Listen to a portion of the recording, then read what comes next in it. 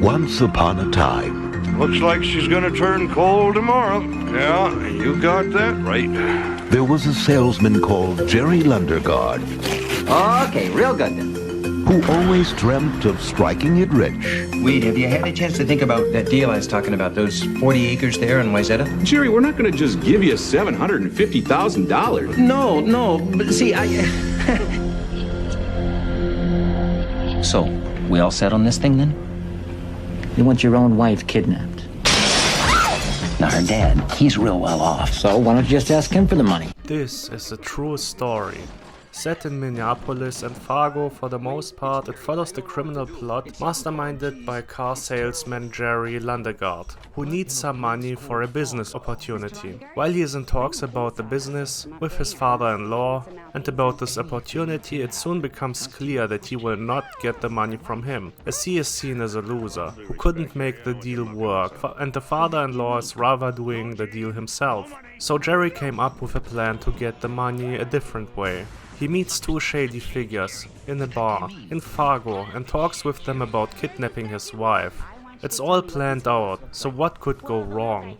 It's a death-proof plan. It's a Coen Brothers movie, so everything goes wrong, of course. Really everything. Carl and Gar, especially Gar, are completely incompetent and pretty dangerous. While Carl is just a small-time crook who is really starting to get fed up with being talked down, disrespected, he finally kind of snaps. Gar, on the other hand, is just out of his goddamn mind. He is more quiet, but seems kind of tense and like he could freak out any minute because of small things that no one really cares about. We follow mostly Jerry and how everything around him is falling apart and how he has no control over anything quickly. He basically lost control once he met Carl and Gar in that bar in Fargo. After the two crooks snatch Jerry's wife, they run into a cop and kill him, but because this isn't bad enough, there are soon some witnesses that drive by and are killed as well. And that's when we finally meet the woman on the film poster. Marge, very pregnant, very nosy and seemingly very good at her job despite her, well, condition, is on the case. And she is very good at finding traces and putting together a picture of what exactly happened here.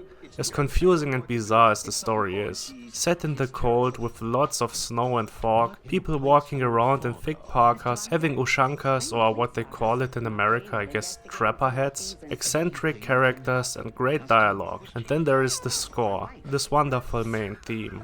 Oh, just when you hear it, you get a bit melancholic and a bit colder. Fargo is pretty much a masterpiece.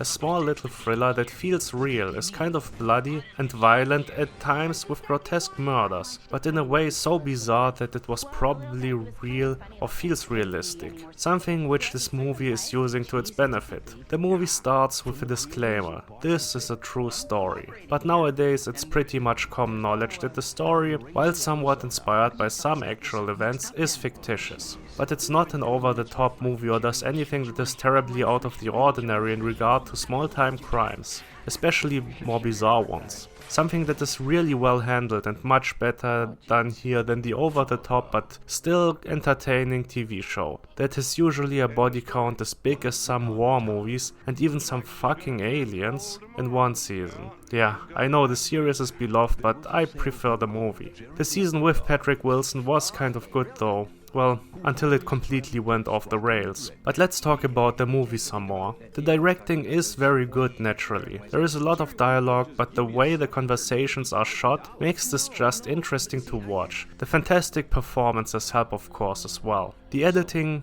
is just so well made without being too flashy and just being, well, good. Every shot feels important, special, even though there are a lot of mundane things that are being shot. They say the editing of a movie is good if you don't think about the cuts. And with this one, well, mission accomplished. You are so immersed in the movie that you don't think about technicalities here, at any point. Something that everyone will be aware of is the great cast though. Steve Buscemi and Peter Stormare play the odd couple here, the criminals that are the biggest threat. While seeming just weird at first, they are criminals after all and two guys with guns and a very short temper. And they don't hesitate to use the guns. They are ticking time bombs, especially Stormari's character, who is hardly speaking, has odd demands and just feels like he can quickly lose his temper. And he will, but he is no brainless brute. He kills only when he has the chance and if it's advantageous for him. Steve Buscemi is basically always great and most of the time is very good in choosing his roles. Well, he does like to get a paycheck from Adam Sandler from time to time and be on vacation with him in some of the movies he makes. But let's not talk about this. Especially not the ridiculous 6. I'm not sure if Buscemi is typecast or if he is just making the characters he plays so much himself that it feels like he often plays the same character. But damn it, he does a great job, so let's just let him keep doing this. He also was just on a roll in the 90s, and this role and Mr. Pink in Reservoir Dogs just cemented his place in the acting Hall of Fame and turned him into a legend. Of course, William H. Macy is also just perfect in the role of Jerry, and while he usually plays nicer guys, he still kind of pulls it off here.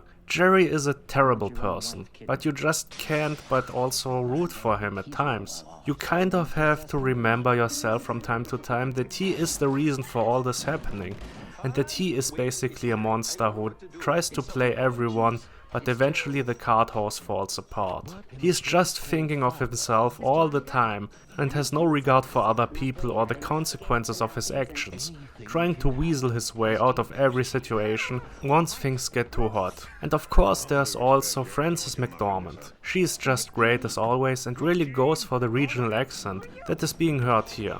She is the most positive, most sympathetic character in the movie and has kind of that super detective thing going on. While seeming simple and naive at first, she is actually the most competent of the bunch by a long shot. And McDormand has once again her moments to shine. But shine do basically all the actors here. They are all great.